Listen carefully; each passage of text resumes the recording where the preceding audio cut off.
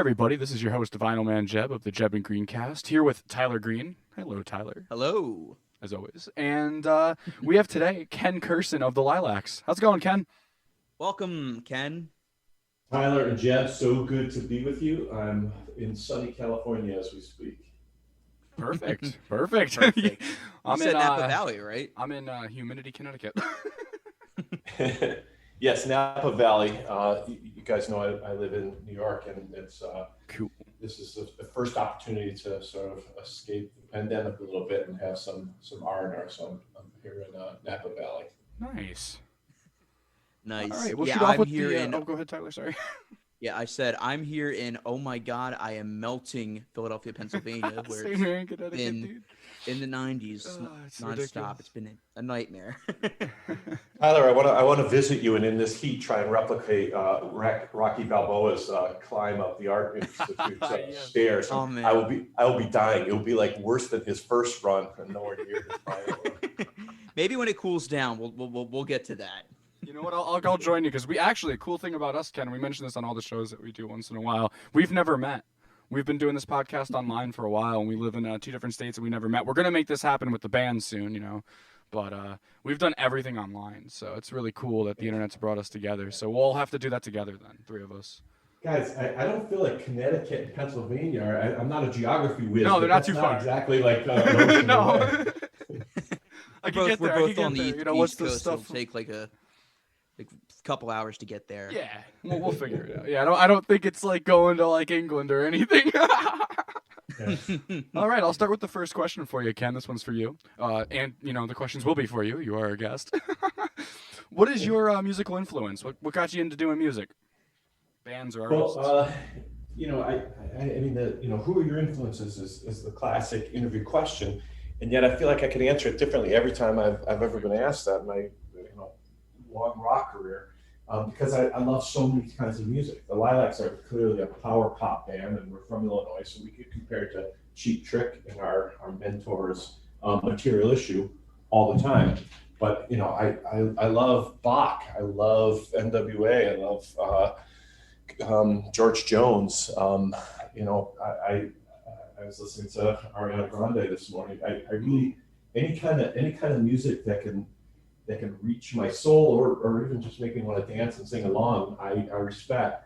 And you know, I think I sometimes have been mocked a little bit because, you know, I fail to distinguish, you know, the difference between the Velvet Underground and REO Speedwagon, because I love them both.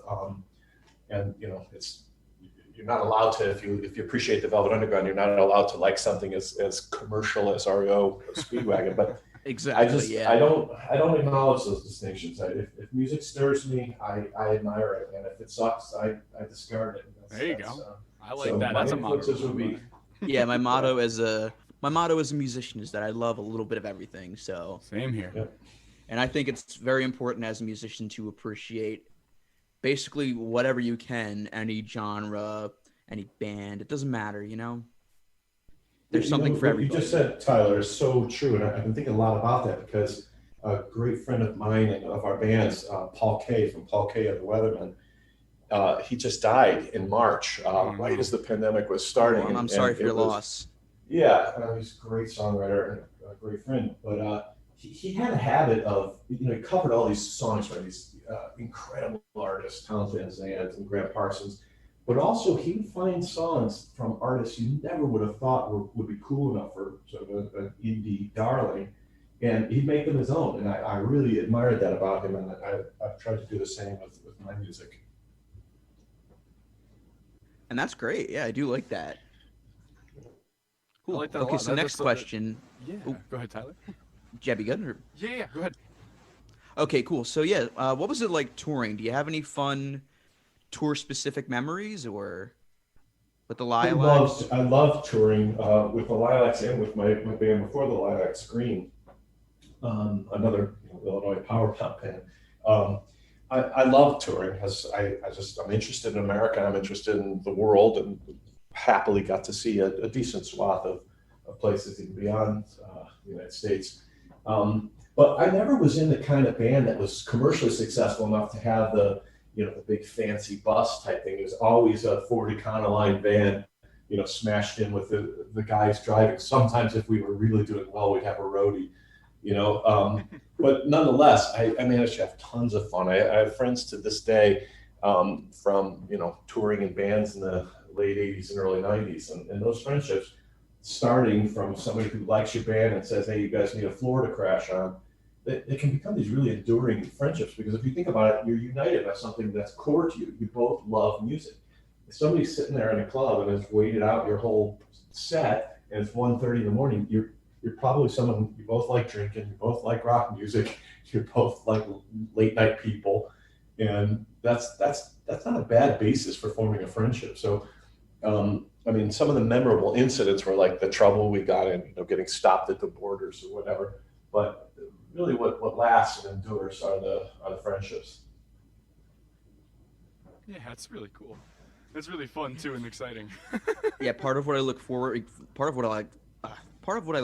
to, when I jump into being a touring musician, is that I want to definitely make a lot of friends, because it gives me a lot of insight as to what the audience would be like and who I'm getting to know from like a different state or a different country. All the times I've been in playing on the open mics that I used to do before this COVID hit, and all the stuff like small time stuff, and that I miss bigly. So like when I announced the news with everything going on with the management and everything, those guys reached out to me like, "You gonna still play if it's back?" I'm like, "Yeah, if I'm here, I'm still going to the bar. Don't worry, like I'm still playing." I love hanging out with people. I need to be around musicians and then share a drink or two, or just to relax and make music, which is so fun. And I definitely agree with that. And it's cool hearing stories of all these artists that we've had on talking about the different tour memories, because everybody's different. You could have the same influences, but your stories are all different, and it's really cool.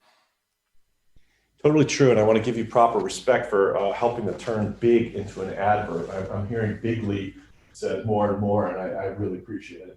Oh, no problem. And thanks for sending the pics and the using it that way. Perfect. And my next question for you is, what was the recording process behind the Lilacs and Door EP? This one came together in such a fun way. The Lilacs had done nothing basically for 20 years. We sort of stopped playing music in the 1990s, and all moved out of Chicago, went to different states. Tom went to Washington, D.C. Dave went to first to California, then to Utah. I moved to the East Coast. And Art moved just next door to Indiana, but none of us even live in Illinois anymore. So we scattered to the winds, and we'd get asked from time to time, to do a 10-year reunion show or whatever. And I always said no. I was focused really aggressively on my career. I was very ambitious, and I wanted to make my mark, make a ton of money and blah blah blah. But suddenly my life totally went to shit. I got divorced, and the political scene that I'm sort of involved in just got really chaotic and angry, and there's all this bad will. And suddenly I started thinking about music again. The way I put it in a couple of interviews is, I fucked up my life, and I had to look at myself and say, I better start saying no to some things I've been saying yes to, and yes to some things I've been saying no to. So I suddenly had the pull to play music again. So the Metro in Chicago is the biggest, best place to play. And I really encourage anyone who's listening to this to try and support their local venues who are really struggling right now with the shutdown. It looks like live music, which is indoors and involves singing, which are the two most dangerous things in this. Yeah. Looks like they're really going to struggle. Online, so they're trying to make films. So, yeah. I just want to say it really hurts in the light of all the COVID, all the COVID BS going on right now, that we're seeing all these beloved venues close because you can't support them when there's a pandemic going on and you can't go out. And I just feel terrible for everybody involved, because nobody deserves to have their livelihood lost because of And there's a lot of memories with Everything those going on. It's venues. just I grew up scary. going to concerts, and it hurts me. Like, nothing so far over here, but my job. I actually work at a concert venue, and we're one of the biggest ones, so at least I know that we'll probably be one of the ones to stay. But I go to the smaller ones all the time, and I'm worried constantly that the ones that I want to play at, the ones that have given my band an opportunity, my local band here an opportunity, because I'm in a couple bands. My one that I do here, they've given us opportunities, and right before the pandemic, I had a gig lined up with some really cool musicians, and they're still offering, if they're still in business, to withhold that. And I was like, that's really cool. But it's like, it sucks that it's like some of the really cool venues. I mean, record stores too. Yeah, record stores, and they're not, they're small businesses, and they're livelihoods of the people who work there, and there's so much more. They're incredibly important cultural institutions. You need them for the social They're no different interaction. from, they're no different from museums and other things, and it's a tragedy. So anyway, so the Lilacs played this big show headlining on a Saturday night at the Metro, and I didn't know what would happen. I thought, if this sucks, this is the end, and it'll have been fine. But I didn't want to sully all these great memories I had from years past by being, four old guys trying to reclaim lost glory. But instead, it turned out to be one of the best shows we ever did. And so we had a bunch of old songs lying around that never got recorded just because the band broke up. So all of a sudden, I got put in touch with Richard Lloyd, the great guitar player from Television and Matthew Sweet. Oh, And wow. I asked him if he'd be interested in hearing any of these songs to produce. And if you know anything about Richard, he has this reputation as a very vinegary, very direct guy. So I thought he'd be a good person to ask, because I thought he'd be honest and say, this sucks, do something else. But instead, he was incredibly enthusiastic. We got the opportunity to record in Nashville at a legendary studio. Richard produced it, and it came out so well that we got a record deal pretty quickly. We sent it to a few labels and actually had an interest from a few. And then so we wound up going with Pravda Records, which had been our label in the 90s. And the guy who runs that, Ken Goodman, is not only a friend, but a guy who's managed to eke out a living in independent music for 30 plus years. And he's just someone I admire a lot. So he put it out, and then the next thing you know, it got a ton of play. It got onto Sirius Radio. Great Ronnie Bingenheimer got behind it and played it a bunch. It's been, Mike Watt, the legendary bass player of Minutemen and a bunch of others, he started playing it a lot. Oh, wow.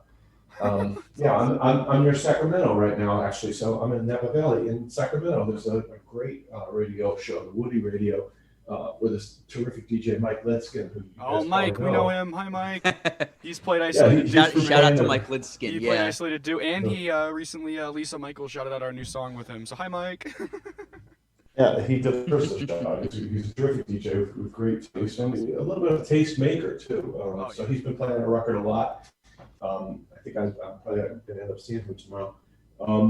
So it was just a surprise to all of us, because this project that we really recorded, even thought about recording just to have something in our basements to tell our grandkids about, turned into the Lilacs' biggest record by far. I got my first royalty There were payment so many years in between 20 it. years. It's amazing. Yeah, and that shows on the record. It's a much more mature record. It still rocks. I hope you can hear that. Oh, hell yeah. But the songwriting's much more mature. We're less angry because we're 50 years old. So, but it's by far the most successful Lilacs record. So it just shows that time is a factor too. Within you make it or break it in different time places too. It could be towards the end of, or towards not right when you think it's gonna be. It shows that. It's so interesting what's happened. The way social media has enabled people to reach out. Yeah. I just got this really heartfelt message on Facebook yesterday. We have a guy who's running our Facebook, and he's sort of a really good marketing guy, and he's into doing these promotions. But occasionally, you can make these real connections with these people. And this guy wrote to me to say, "Can I just send you my songs? I'm so discouraged. I've been writing all these terrific songs, but nobody wants to hear them. Nobody, I put them up on SoundCloud. Nobody listens to them. I'm just so discouraged.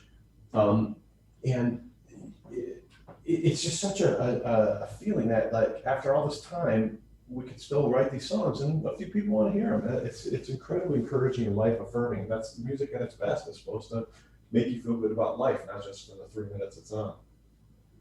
That's what it's about. It's about sharing and being able to, be able to share and stuff. It's like, I hope one day that someone comes up to Tyler and I and says, your Friend Jebb record really hit well with me, and how'd you guys do it? And we get to share our story, and it's all about stories, which is amazing. Just passing on the feeling that we had listening to our favorite records as kids. It's gonna be such a the fact that we get to talk to the Posies. I don't mention them every episode, but it's like it's a big thing for us because it's something that without them I wouldn't have started playing music, and without them I wouldn't have met Tyler. Without them I wouldn't have met everything and would line with them. And we've met without so them many I wouldn't, great bands through this podcast, and it's amazing. Without them I wouldn't be mixing and mastering stuff for my friends and people online. It's just incredible. Well, the Posies are a great example too, because I used to play them on my radio show at WHBK in the early '90s, and they influenced me when I was like your guys' age, and now they're still influencing you. So rock and roll is it was supposed to be a young man's game, but increasingly you can have a decent long career. It's an endless cycle in the best way possible. And I'm pushing to try to get something funky out. Your Friend Jebb is like a Donovan in 2020. A little bit. Our debut's got a little bit of Donovan on there, so very much. I didn't expect that on. I love. It was another thing too. And I think it happens to a lot of artists is that you'll in your head you'll have an influence for a song or something, and then someone will come up to you and be like, "Oh, this sounds like that." And it was funny because like one of the other songs I made was supposed to sound like Donovan, but they were like, "No, this one does." I'm like, "Okay." I was like, "All right, I love it." I accept my obligation to call you Mellow Yellow for the rest of this call. There we go. All right, so moving on, let's talk about some of the songs from the record. So one of the songs that stood out to me listening to Endure this morning was Monica. Could you talk about the writing process behind that song?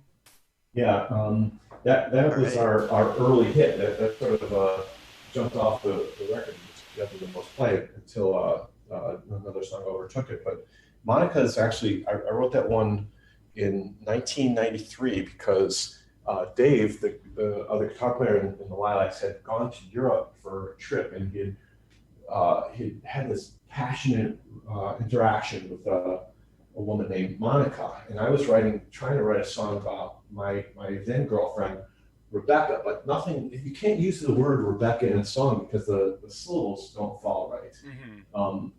And so I've written all these verses about Rebecca, who was then my girlfriend, eventually became my wife, and it's not my ex-wife, but we're still very close. So all the lyrics are about Rebecca. Like there's a line that says, "Mrs. Drawer of snakes and of fish," because every time she writes a note, she'd always draw snakes and fishes all over it, which it still is adorable. But then once Dave came back from Europe and had met this woman, Monica, I was like, oh, that's the name for the song. So the song is actually about a person called Rebecca, but the name Monica fits so much better. It's just the hook in there that a lot of people have mentioned it when they're writing about that record, this sort of da-da-da-da-da-da. I just thought, how could you not use that hook over and over? Like if I could I play trumpet a little bit, but if I was a better musician, I would have put tons of horns all over that record. Yeah, I could hear that. We're actually going to open up Unlikely Places with that tune. That's the first one being played this weekend, guys. You'll hear Monica right on Unlikely Places popping rock radio. Even before Frankie's little intro, this is the first song being played. Thanks. Yeah, the great Richard Lloyd said that was a monster hook, so I took that as high praise. That's amazing. All right, Jebb, do you want to take the next one? All right. All right, cool. Shadow of a Doubt is an amazing song, and that's the one you sent to us first. But I was already listening to Endure, so I was like, all right, sweet, I know this one. But the video is awesome too. And what was the writing process behind that one? So that's a Dave song, and I encourage you guys to ask him too. But there's a very funny story about that song, which is that we'll definitely reach out to him. Yeah, definitely. He's a good interview too. He's an interesting guy. We had these two songs that lying around that I knew we wanted to record. One was Monica, and one was Blue Spark, which is Dave's great ballad in 6/8. So Dave said, well, why don't we do some new stuff too? This shouldn't just be a nostalgia act. I'm like, I don't know. Can I write a song that's as good as the old stuff? And he said, well, sure. Here's how you do it. He sent me his demo for Shadow of Doubt, which I took to be a brand new song.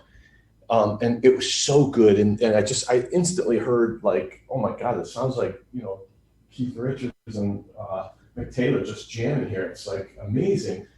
So I was inspired and competitive. So I wrote I Saw Her First, basically so that I also had a good new song.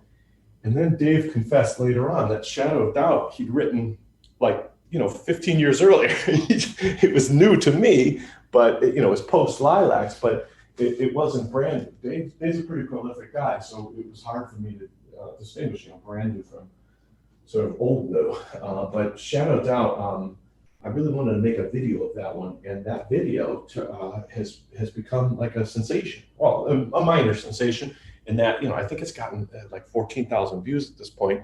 And Canada's biggest music writer debuted it on his influential publication. So oddly, we have all these Canadian fans of that song, and the Lilacs have done very well in Canada all throughout our history. So that makes a little bit of sense. Sweet. Awesome. That's fantastic. Yeah.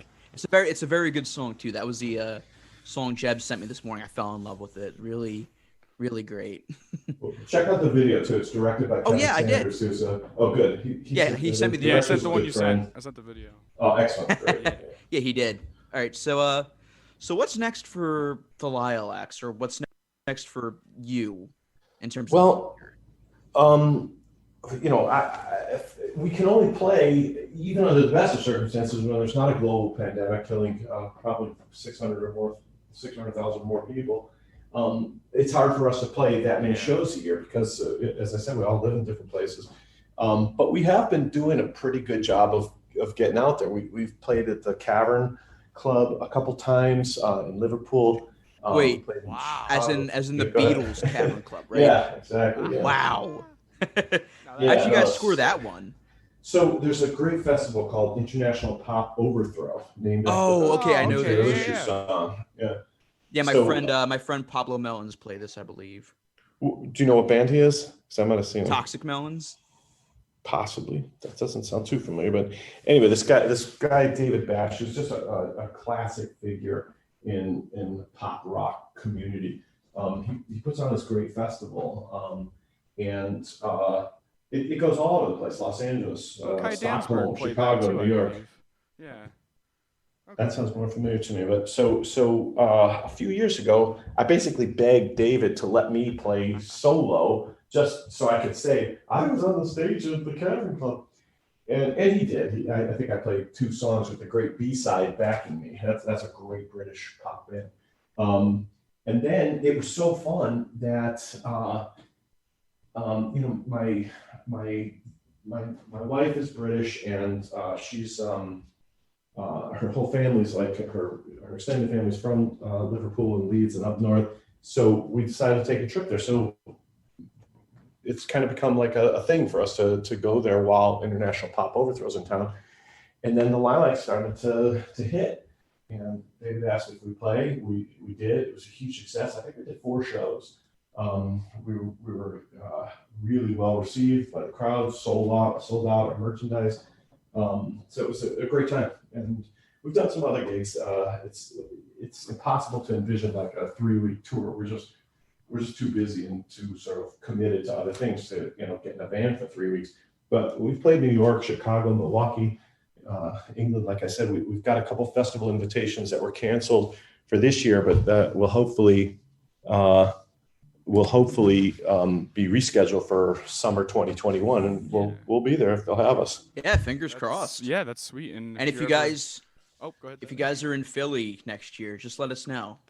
Philly or Connecticut. And Connecticut, yeah, too. Because we're there all the time.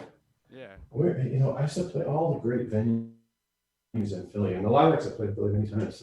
Shout out Great to stuff. Barry of the that Sane time. Riot duo for getting me into the Lilacs. Thank you, Barry.